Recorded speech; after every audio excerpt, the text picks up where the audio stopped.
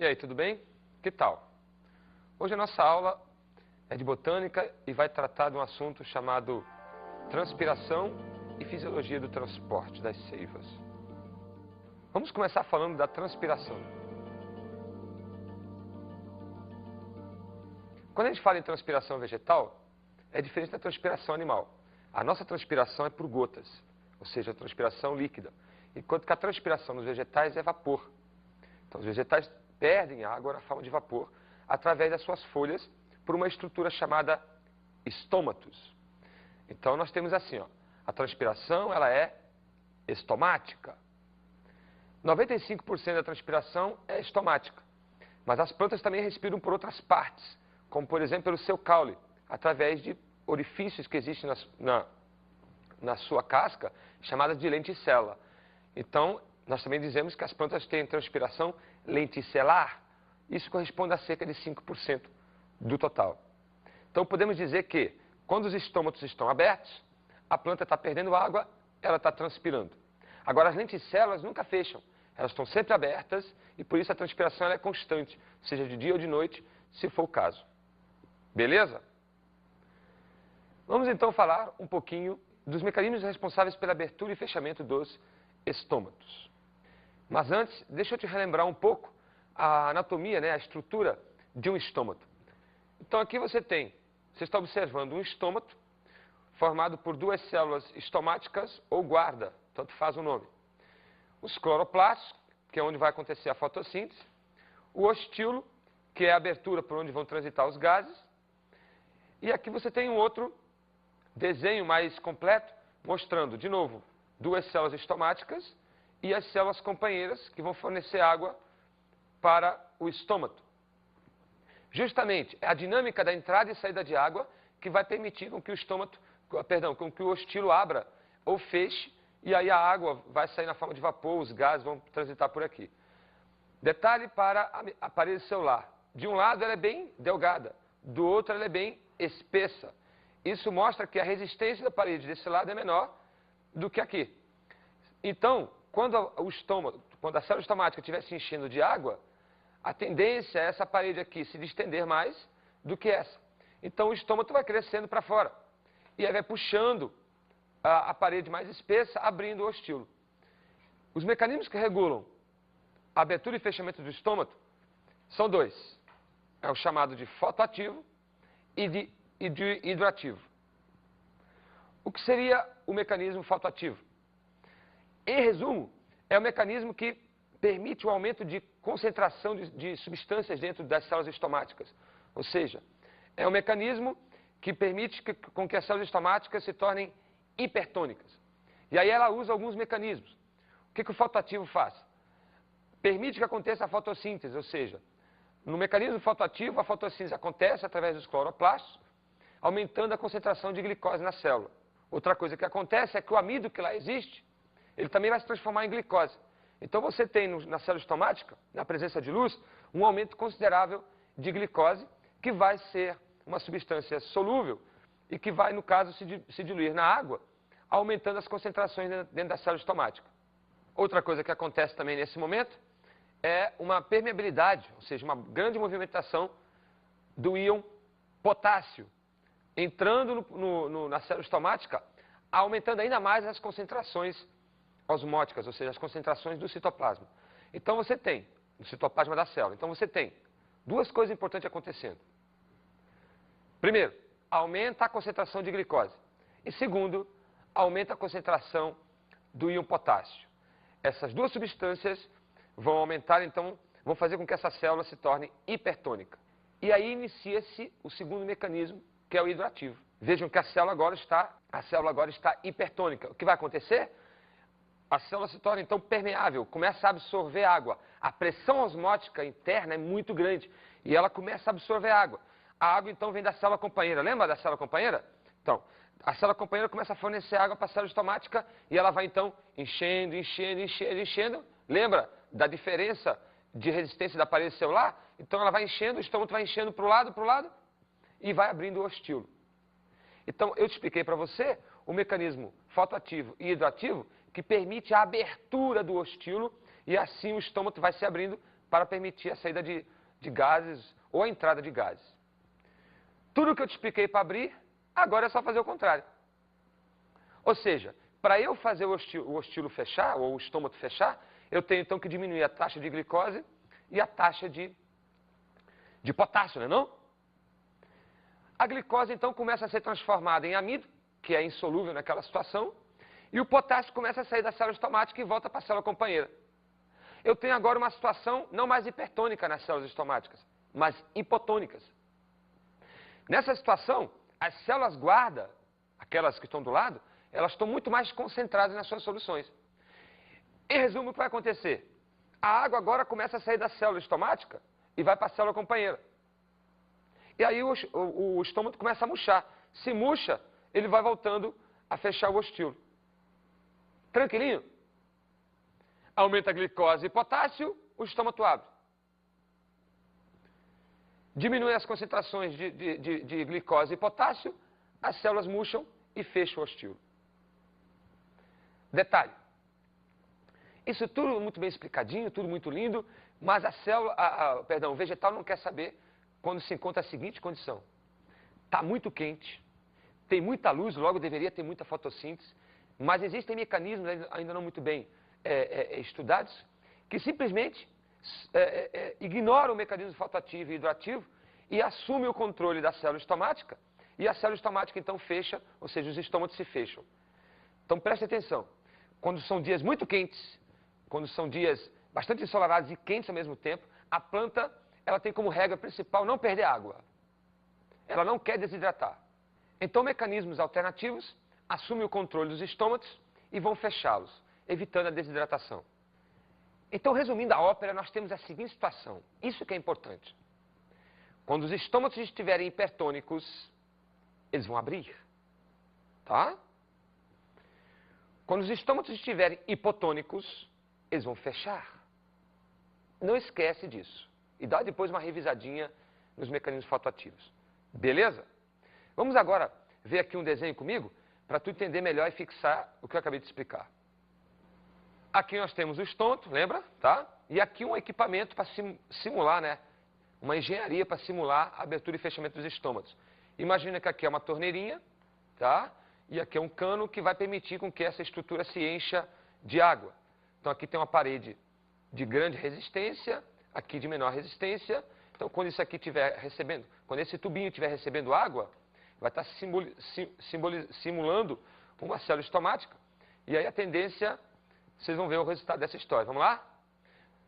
Ó, quando ela recebeu água, esse lado aqui é menos resistente, então a água foi gerando uma pressão, uma força sobre essa parede e foi empurrando cada vez mais o estômago para lá, trazendo consigo toda a estrutura. Essa parede aqui é mais resistente, então foi sendo puxada pela água para o outro lado. Então o ostilo se abriu. Então quando o estômago está recebendo água, e para isso ele tem que estar hipertônico, ele abre o seu ostilo. Tudo bem?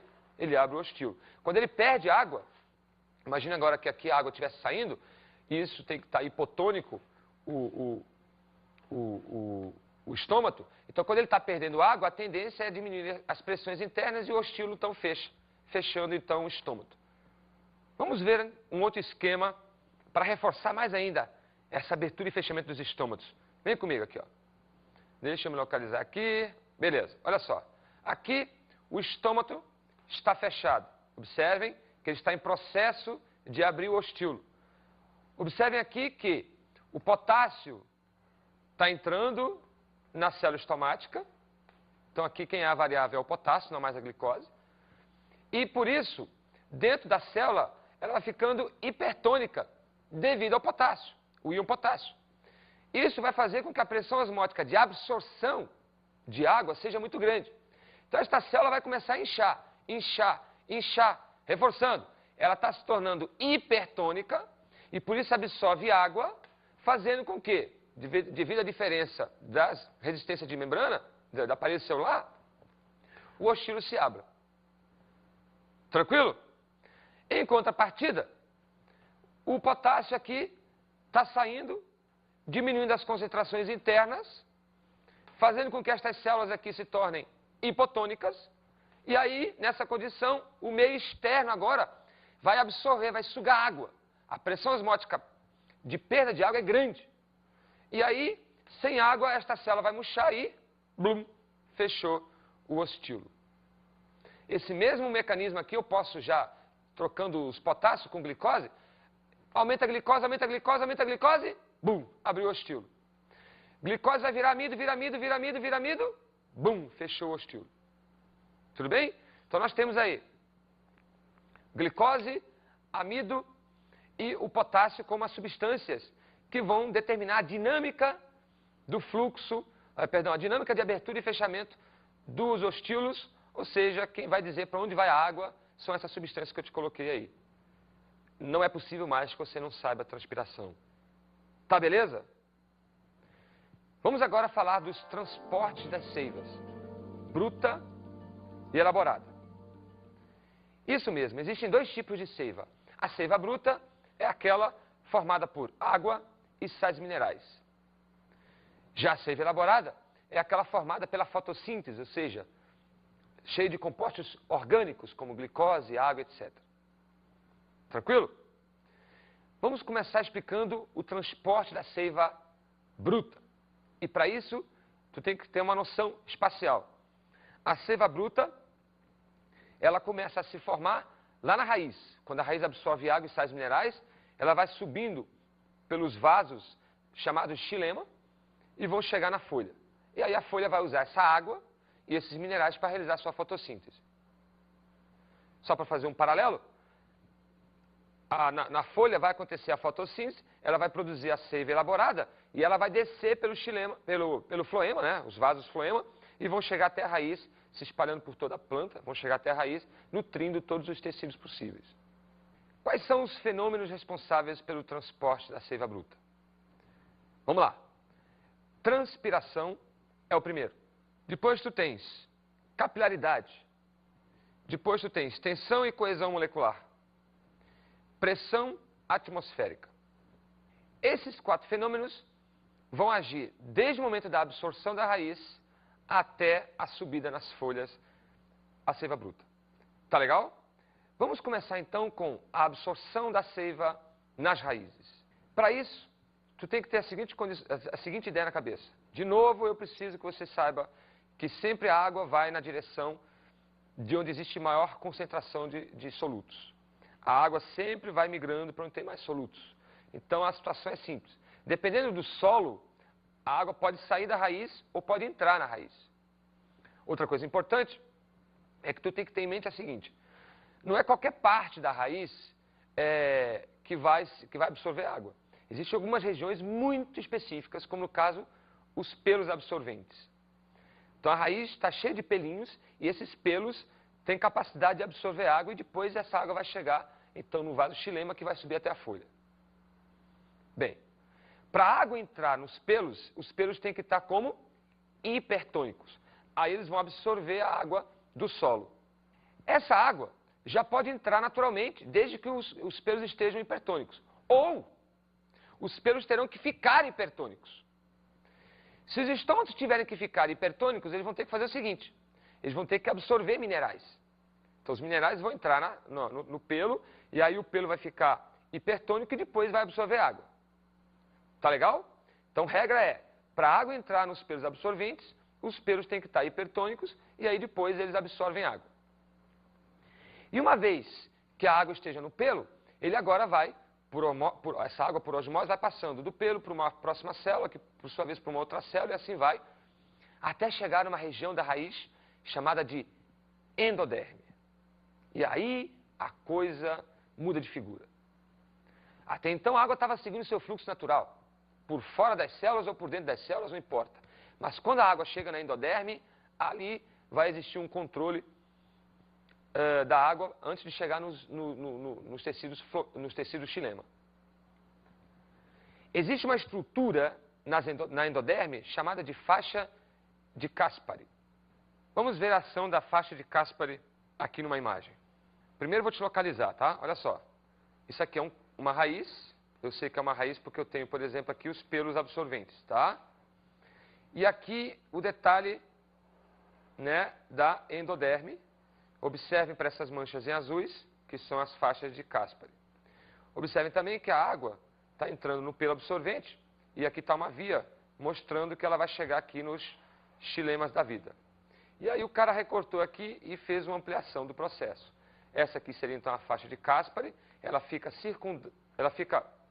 ao redor da célula, tá? Não dentro dela. Então, desse modo, qualquer quantidade de água que venha por esses espaços aqui, ó, por fora, vai ser barrado pela faixa de Caspary. É como se eu tivesse uma liga de borracha aqui impedindo, e aí uma célula junto com a outra impedindo o fluxo da água. Então, se a água quiser passar e chegar no xilema, ela vai ter que tomar um caminho interno, ou seja, de uma célula para outra e por dentro das células da endoderme, que são essas aqui, até chegar então no vaso xilema. Então não existe a menor chance da água chegar no xilema por uma via extracelular. Não existe a menor chance porque a faixa de Caspary contém a água. Ou seja, a faixa de Caspary ajuda a regular o excesso de água que os pelos absorvem. Então o caule e a folha vai ter água em quantidades satisfatórias. Beleza? Vamos ver uma outra imagem? Aqui também, ó, o pelo absorvente absorve água, essa água vai passar de uma célula para outra, mas também pode passar por fora. Até chegar onde? Na endoderme. A endoderme, então, tem a faixa de Caspary, e aí a água não consegue passar por aqui. Se ela quiser, vai ter que entrar por dentro da célula, e aí vai entrar no xilema. Beleza? Então, o transporte de água dos pelos até a endoderme é por dentro ou por fora das células. Mas a partir da endoderme para dentro do xilema, só é por dentro das células, só é intracelular. Por culpa de quem? Da faixa de Caspary. E agora a água está dentro do xilema. Pois é, agora tem que subir. E aí vão existir fenômenos físicos atuando na subida d'água. O primeiro deles é a capilaridade. Todo mundo já deve saber em física do que se trata. Então, os tubos, ou seja, os vasos xilema, as células do xilema, são muito fininhas, muito fininhas. E aí o que vai acontecer? Quando a água estiver dentro, ela vai praticamente se colar nas paredes do vaso e começa a subir. Ou seja, na verdade, a molécula d'água começa a migrar, como se fosse uma formiguinha, pelos vasos do xilema até uma certa altura. A esse fenômeno nós chamamos de capilaridade. É mais ou menos aquela experiência que algum professor já deve ter te falado em física. Tu molha a ponta de um guardanapo e a água, então, vai se espalhando até uma certa distância do local molhado. Isso é a capilaridade. Um outro fenômeno que atua é a pressão atmosférica. Nesse caso, literalmente a pressão atmosférica empurra a água que está dentro do xilema para cima. Então, vamos resumir? Tu tem ali a pressão osmótica ajudando a água a entrar nos pelos absorventes. Depois tu tem a capilaridade ajudando a água a subir um pouquinho lá no xilema. E depois tu tem a pressão atmosférica também ajudando essa água a subir no xilema. Quando a planta é uma gramínea, quando a planta é pequenininha, né? Quando a planta é um musgo, uma samambaia, uma pteridófita, até um arbusto, só esses fenômenos físicos são responsáveis pela subida da água. Agora tu imagina uma árvore de 40 metros de altura, mas não tem pressão atmosférica nem capilaridade que dê jeito. A água vai chegar ali e depois, de um certo ponto, cerca de 10, 12 metros, não sobe mais de jeito nenhum. Então ainda tem ali um bocado de elevador, um bocado de andar para subir. E aí, eis que surge um pesquisador chamado Dickson, que propõe a teoria de Dickson, ou a teoria da tensão e coesão. A teoria da tensão e coesão é um mix de fenômenos físicos e químicos. Tu sabe, nessa altura do campeonato, que a água tem grande afinidade entre si, e ela forma pontes de hidrogênio. Então, a capacidade de formar pontes de hidrogênio constitui na sua coesão molecular. E eu comecei a aula falando de transpiração. Onde entra a transpiração nesse processo? Lembra que eu comecei falando assim, ó, que a transpiração é a perda de água na forma de vapor? Pois bem, quando a água está saindo na forma de vapor, antes ela está na forma líquida. E o que está acontecendo é, quando o estômago está aberto, moléculas de água em forma de vapor vão sendo emanadas, vão sendo dissipadas. Só que cada molécula que está chegando no estômago puxa outra que está um pouco embaixo, que por sua vez puxa outra, que por sua vez puxa outra. Então, literalmente, a transpiração, ou seja, as folhas, estão puxando a água que está no xilema. E aí a gente chama esse fenômeno de tensão no tubo ou nas células do xilema. Então a água está amarrada, feita uma corrente, e está sendo puxada pelas folhas. Aí eu posso dizer que a árvore pode ter 100 metros, se quiser, que as folhas, ou seja, que a transpiração, que a tensão sobre a coluna d'água vai ser responsável pela subida. Vamos ver aqui uma imagem bonitinha que mostra isso aí. Aqui eu tenho a raiz, e aqui tá, o que está acontecendo na raiz? Vamos ler? Vamos lá? Aqui a água está entrando por pressão osmótica, e aí ela está subindo aqui, ó, e foi contida em grande quantidade pela faixa de Caspary, mas o resto subiu pelo xilema, ó, está no caule, e vai chegar onde? Na folha. Nos estômatos, os estômatos abertos, vão permitir que aconteça a transpiração. A fotossíntese, a respiração, beleza, mas isso aí é um assunto para depois, mas a transpiração vai acontecer também. Conforme o vapor vai saindo, vai gerando uma tensão sobre essa coluna de água que está aqui. Beleza? Como essa água as moléculas estão fixas umas nas outras, literalmente a folha está puxando a água para cima e aí a água então sobe. Bem, aqui está agindo então uma coesão molecular, uma tensão sobre as moléculas, e aí Dickson então entrou para a história com a sua teoria de Dickson. E a tensão sobre toda a coluna d'água no xilema? Não seria responsável pela quebra dessa coluna d'água? Pois é, mas isso não acontece. E aí as respostas são em cima de coesão, realmente. Ou seja, pesquisas indicam que a coesão molecular é cerca de 5 ou 6 vezes maior do que era necessário. Ou seja, a hipótese de quebrar a coluna d'água é muito reduzida. Ou seja, tem que ter muita força, muita tensão para quebrar. E isso não acontece, a não ser em situações especiais. Que situações especiais são essas? Tá, faltou chuva numa região. Está uns 3 ou 4 ou 5 dias sem chover. A terra está liberando poeira de tão seca que está. Aí o que vai acontecer? A planta está perdendo água, mas não é reposta. Então daqui a pouco a tensão vai ser tão grande, porque a perda d'água é maior do que o que entra. Nesse momento, sim. Aí não tem coesão que resista. Quebra a coluna d'água. E aí a planta tem a chamada morte fisiológica. Ou seja, mesmo se você tentar salvar essa planta e botar dentro d'água, dificilmente ela vai conseguir sobreviver de novo. Porque não tem mais condição da água subir até a folha, porque todo o vapor saiu e aí quebrou, formou rachou a coluna e ela não tem mais como chegar lá em cima. É uma explicação mais ou menos para você poder entender o que acontece quando você viaja e deixa a sua samambaia lá, esqueceu de regar, quando você volta ela está murcha, morrendo, você bota água e ela não consegue mais sobreviver e morre seca. Vamos agora falar sobre o transporte da seiva elaborada. Mas antes, vamos ver o que tem a ver a joaninha com essa parte da aula. Você sabe por que as joaninhas têm aquela coloração vermelha com pintinhas pretas carregadas nas costas? Pois é, essa combinação que agrada a visão humana é na verdade um aviso aos pássaros. Dizem aos seus inimigos naturais que mantenham distância, temos um gosto muito ruim.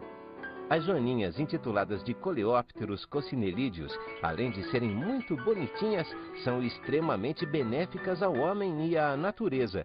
E olha um dos temas da nossa aula se relacionando com as queridas joaninhas.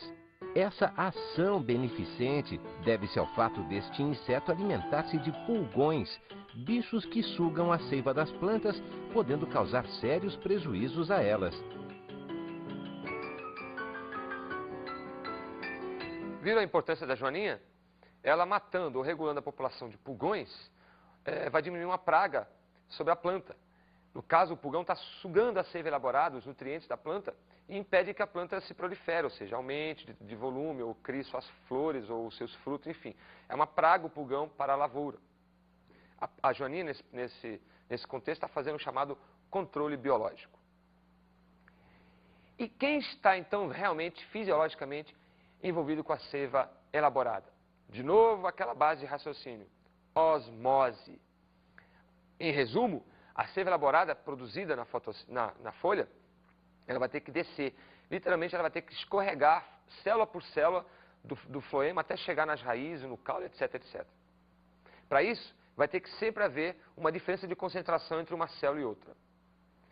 E é essa diferença de concentração, é essa osmolidade que é importante, que é agrupada numa hipótese, numa teoria chamada de teoria de Mush, que é o que nós vamos ver agora aqui no desenho, que é bem prático. Mush propôs o seguinte experimento até então. Aqui nós temos uma bolsa permeável, semipermeável com com açúcar e aqui sem açúcar, mas com água, mergulhada em um meio de água. E o que vai acontecer, pelos princípios da osmose? Como o açúcar é um soluto, então esta bolsa está hipertônica. Então a tendência é a água entrar nesta bolsa. Veja o que acontece, nada com a outra que só tem água.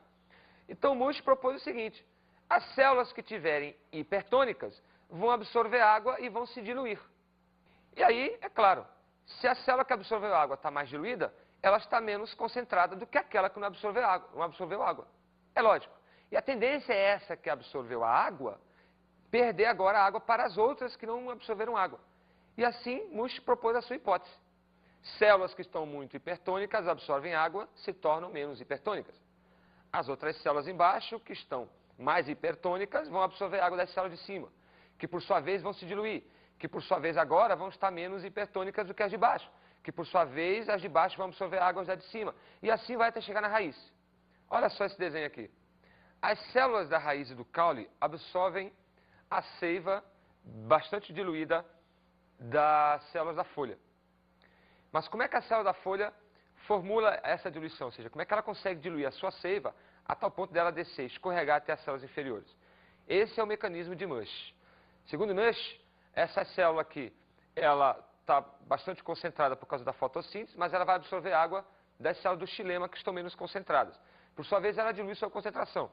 E essa concentração agora diluída vai escorregar, vai descer, né, para as células um pouquinho mais abaixo, que por sua vez se diluem, que por sua vez vão descer para as células mais abaixo, que por sua vez se dilui até chegar no final da planta. Eu preparei para você aqui uma experiência, né, diferente para a gente tentar explicar a hipótese de Mush. Olha só que interessante. Imagina que essa aqui sejam 3 células, tá? Isso aqui sejam as células de uma folha, isso aqui é as células de um caule, estou simbolizando todas, e essa aqui é as células de uma raiz. No fundo, existe aqui açúcar, né? Mostrando o soluto. Então, vamos começar a nossa experiência? Imagina que essa aqui seja uma célula do xilema. O que vai acontecer? Esta célula da folha tem açúcar pela fotossíntese e aí ela vai absorver água do xilema. Ó, vai diluir suas concentrações. Vou botar mais um pouquinho aqui. Mas por sua vez, as células do caule estão muito mais concentradas, ó, tem muito mais açúcar, ó, do que as células da folha cujas suas concentrações estão diluídas. O que vai acontecer?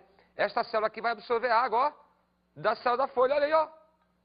Barbaridade, como diz o gaúcho.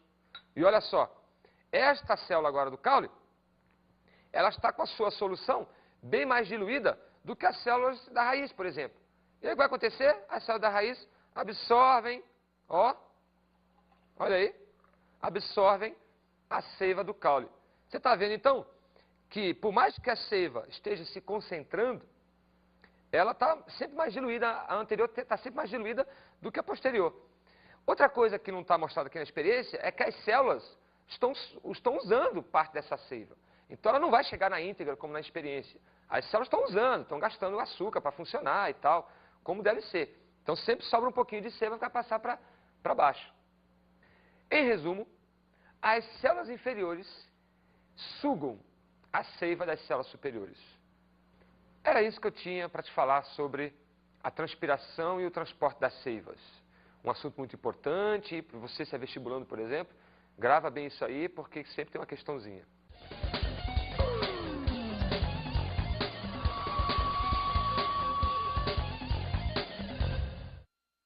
Como dica de estudo, te recomendo dar uma revisada antes de estudar esse assunto em osmose. Você vê a dificuldade de explicar esse assunto ou aprender esse assunto se você não tiver osmose na cabeça. Então, entender o caminho da água, o fluxo da água, é essencial na aula de transpiração e transporte de seivas. Depois que você revisar a osmose bem revisadinho, aí você vai estudar de novo transpiração e transporte das seivas. Tá legal? Até mais e bom estudo.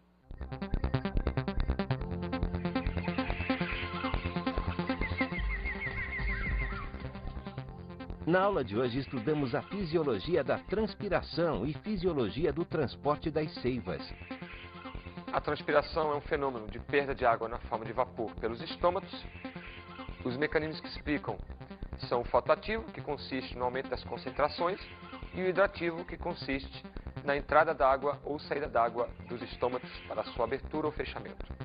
Vimos o transporte da seiva bruta.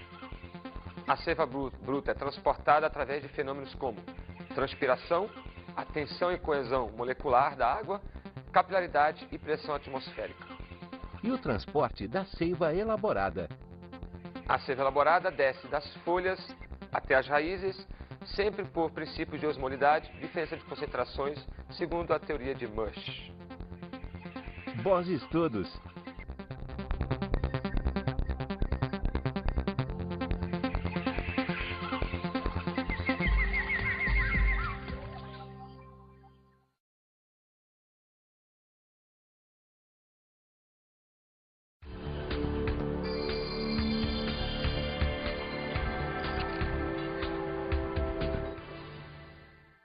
Te recomendo, antes de dar aula, dar um reforço sobre osmose, porque é um pré-requisito muito importante para o entendimento geral da aula.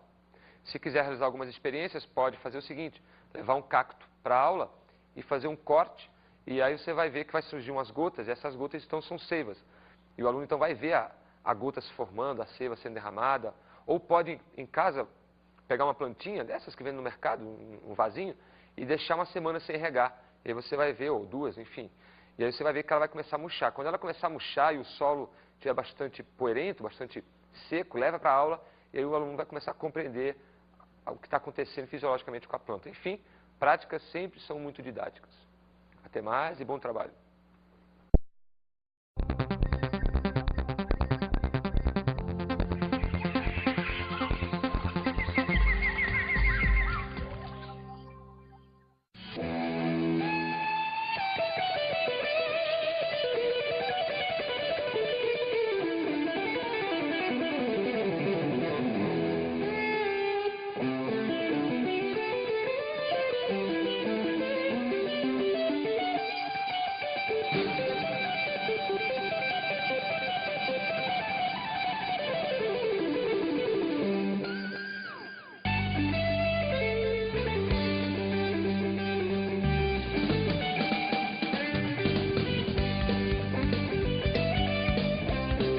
O estilo abra ou feche, e aí a água vai sair na forma de vapor, os gases vão transitar por aqui. Detalhe para a parede celular. De um lado ela é bem delgada, do outro ela é bem espessa. Isso mostra que a resistência da parede desse lado é menor do que aqui. Então, quando a célula estomática estiver se enchendo de água, a tendência é essa parede aqui se distender mais do que essa. Então o estômago vai crescendo para fora. E aí vai puxando a parede mais espessa, abrindo o ostilo. Os mecanismos que regulam a abertura e fechamento do estômago são dois. É o chamado de fotoativo e de hidrativo. O que seria o mecanismo fotoativo? Vamos então falar um pouquinho dos mecanismos responsáveis pela abertura e fechamento dos estômatos. Mas antes, deixa eu te relembrar um pouco a anatomia, a estrutura de um estômago. Então aqui você está observando um estômago formado por duas células estomáticas ou guarda, tanto faz o nome. Os cloroplastos, que é onde vai acontecer a fotossíntese, o ostilo, que é a abertura por onde vão transitar os gases, e aqui você tem um outro desenho mais completo, mostrando, de novo, duas células estomáticas e as células companheiras que vão fornecer água para o estômago. Justamente, é a dinâmica da entrada e saída de água que vai permitir com que o estômago... Perdão.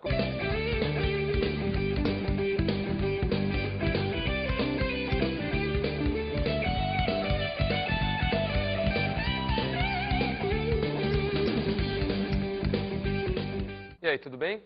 Que tal? Hoje a nossa aula é de botânica e vai tratar de um assunto chamado transpiração e fisiologia do transporte das seivas. Vamos começar falando da transpiração. Quando a gente fala em transpiração vegetal, é diferente da transpiração animal. A nossa transpiração é por gotas, ou seja, a transpiração líquida, enquanto que a transpiração nos vegetais é vapor. Então, os vegetais perdem água na forma de vapor através das suas folhas por uma estrutura chamada estômatos. Então, nós temos assim, ó, a transpiração ela é estomática. 95% da transpiração é estomática, mas as plantas também respiram por outras partes, como, por exemplo, pelo seu caule, através de orifícios que existem na sua casca, chamadas de lenticela. Então, nós também dizemos que as plantas têm transpiração lenticelar. Isso corresponde a cerca de 5% do total. Então, podemos dizer que, quando os estômatos estão abertos, a planta está perdendo água, ela está transpirando. Agora, as lenticelas nunca fecham. Elas estão sempre abertas e, por isso, a transpiração ela é constante, seja de dia ou de noite, se for o caso. Beleza?